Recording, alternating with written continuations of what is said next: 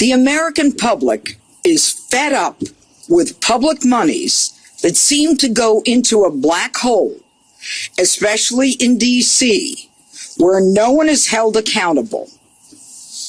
One of the age-old tools that all prosecutors have to investigate any crime, including cost overruns, is a grand jury subpoena. Today, however, in Washington, an activist judge has taken that tool away from us by inserting himself and preventing the grand jury from even obtaining, let alone hearing evidence. He has neutered the grand jury's ability to investigate crime. As a result, Jerome Powell today is now bathed in immunity, preventing my office from investigating the Federal Reserve. This is wrong, and it is without legal authority. Hi, everybody. Hi. All right.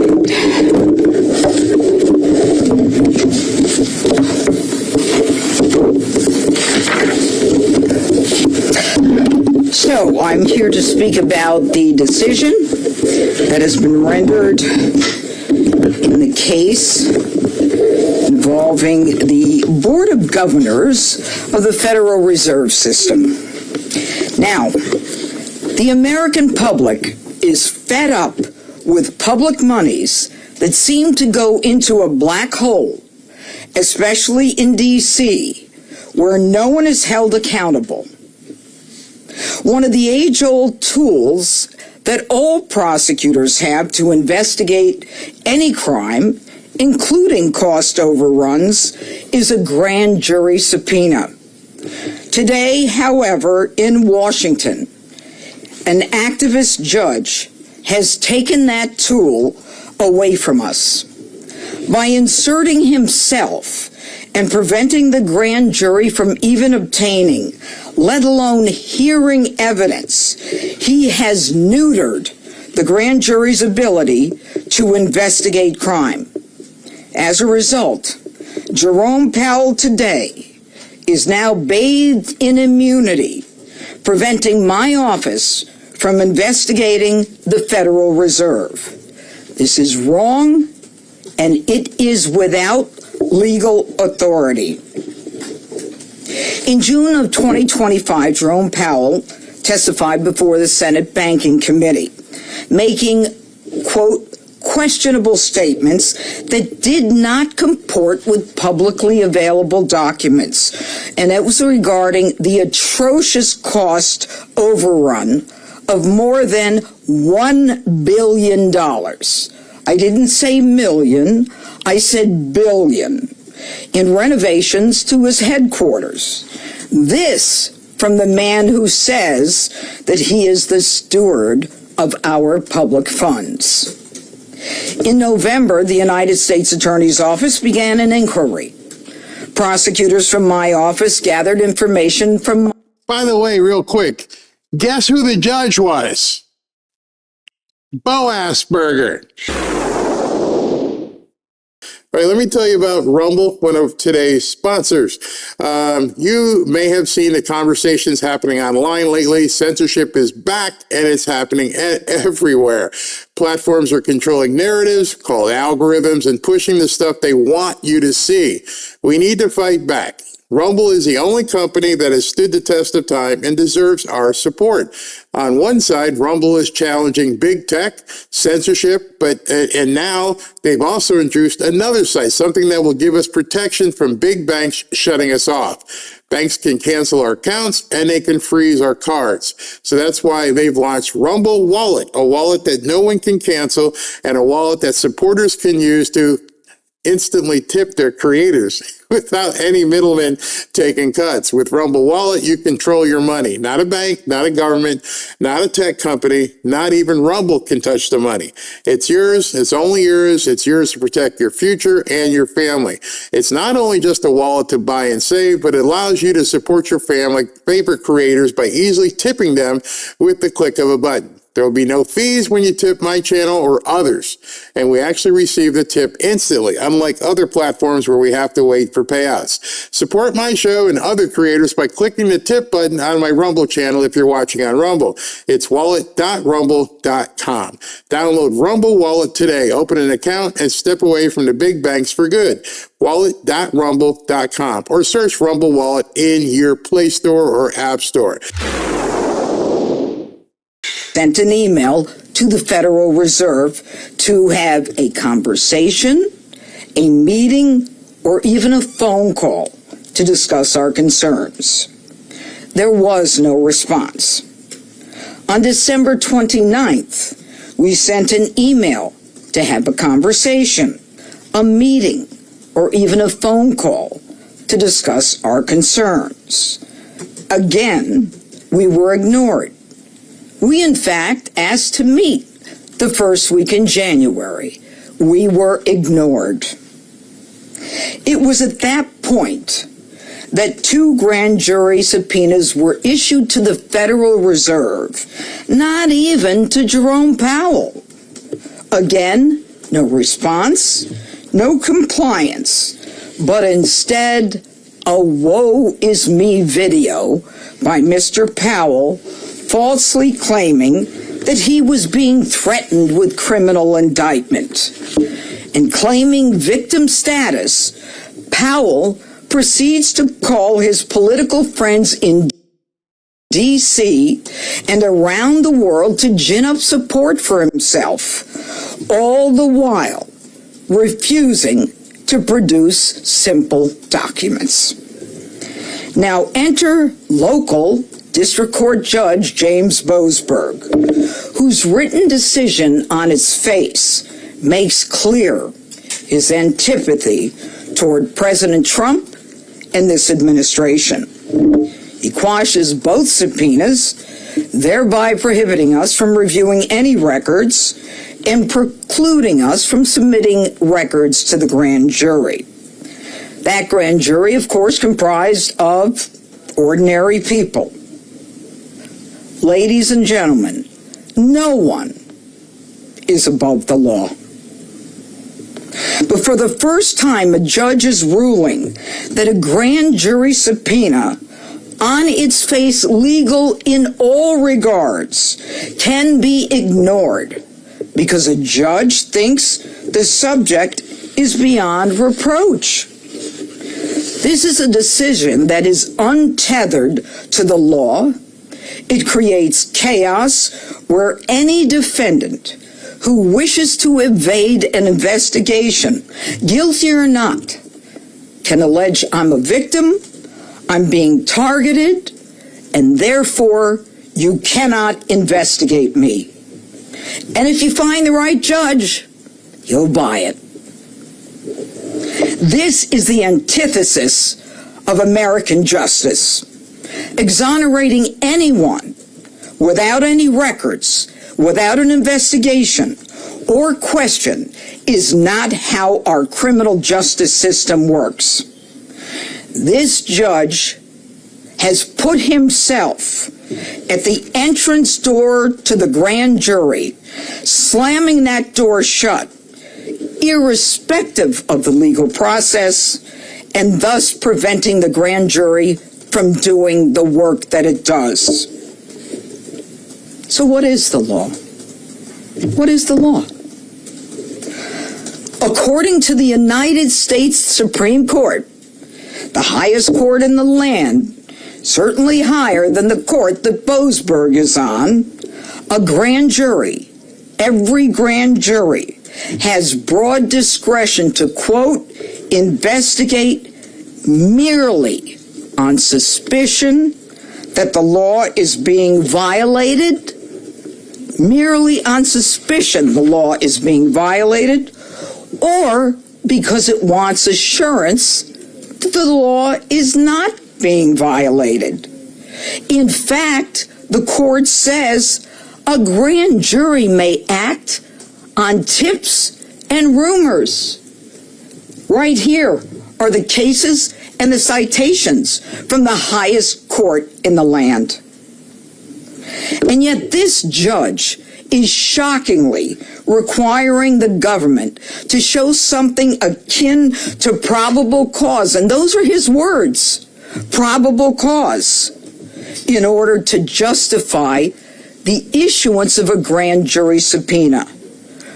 Folks, probable cause is not and never has been the standard that prosecutors in this country need in order to go into a grand jury.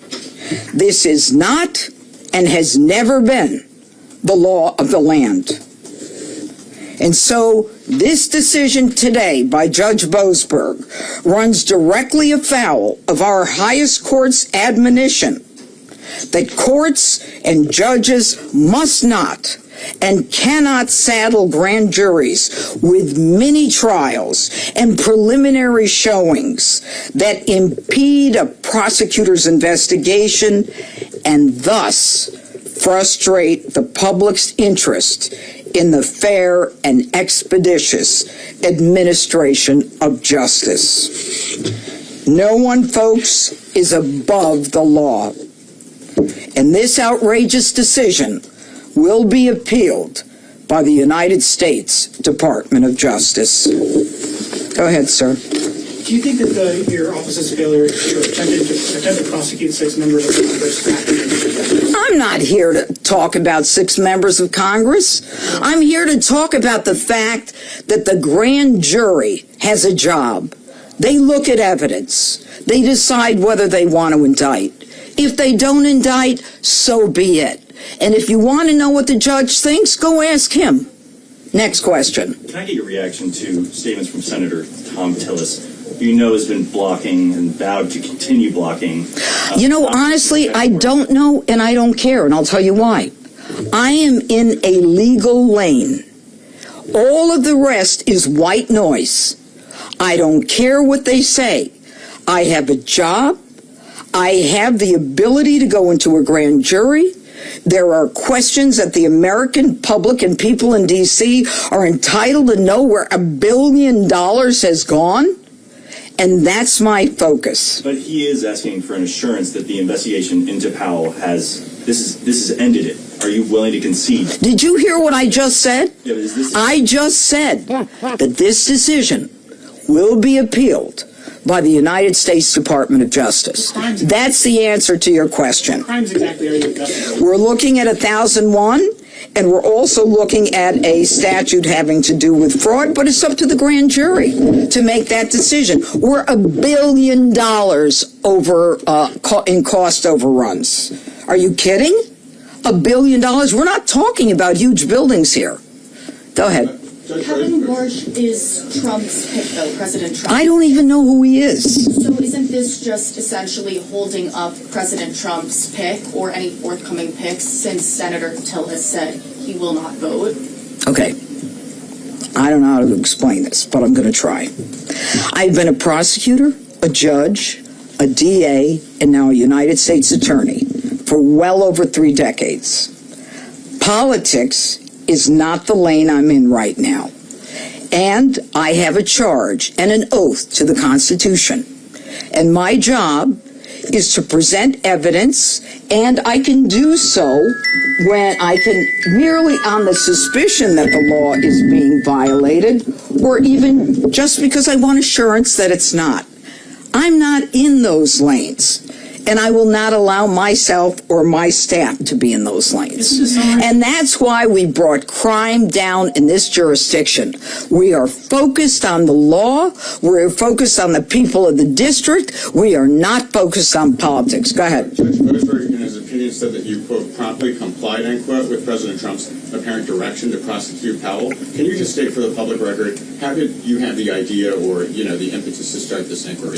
First of all, he's totally wrong in his assessment of the dates, and that's why we're doing a motion to reconsider, because he got his dates wrong. And as far as I'm concerned, this was something that was of public interest. It was something that the Senate Banking Committee wanted information on, and it is something within my jurisdiction and my charge. But I want to tell you a story. When I was a young prosecutor, I was one of the first people to investigate child abuse as a crime. Everyone thought it was a social problem and not a criminal justice problem. The kids are better off with their parents. There was an organization, and that organization didn't have a very good reputation. And it was one of the societies that was out there trying to prevent cruelty to children. And I set up a relationship where they would bring me cases. And people were outraged that I would deal with this organization. And my answer to them 30, 40 years ago, I'll deal with the devil. I'll take a case from the devil if you can give me information that will lead me to possibly find a crime. It doesn't matter where a case comes from. It doesn't matter. I can have a suspicion. I can read the newspaper. I can just want to make sure he didn't commit a crime. So don't make the judge is wrong on his dates. He is wrong. That's why we're not only appealing, we're making a motion to reconsider. Okay, I want to say one more thing, and I think it's important that you guys hear this from me. There's another way of looking at this, and that is that it's not just the public being fed up with this stuff. It's the fact that what we've got are grand jurors who are supposed to hear this, and they haven't been able to hear any of this because someone has decided that they're not entitled to hear this. Can you take this? Thanks. This process has been arbitrarily undermined by an activist judge. We have a process. We have been asking for information about a matter that has raised questions in many people's minds. Senate banking, the public, the papers, it doesn't matter. So give me the information so I can assess it. Give me the information so the grand jury, comprised of regular Americans, can say, there's nothing here. And I'll accept it the way I accept other cases. Okay? Whatever it is, we'll abide by it. What we don't accept is a judge standing in front of the door of a grand jury blocking our access, a role that has never been envisioned, a role that will now be used by other defense attorneys around the country, who's going to come in with a client and say, oh, my client is being targeted, don't you dare go in the grand jury. A judge says, yes, the guy's bathed and washed in immunity, and you can't go after him. The process should have been allowed to run its course, and it wasn't. And shame on them. Oh, cut it out. Do you know how many convictions we've got? Cut it out. You're in one lane. We have cleaned up this city.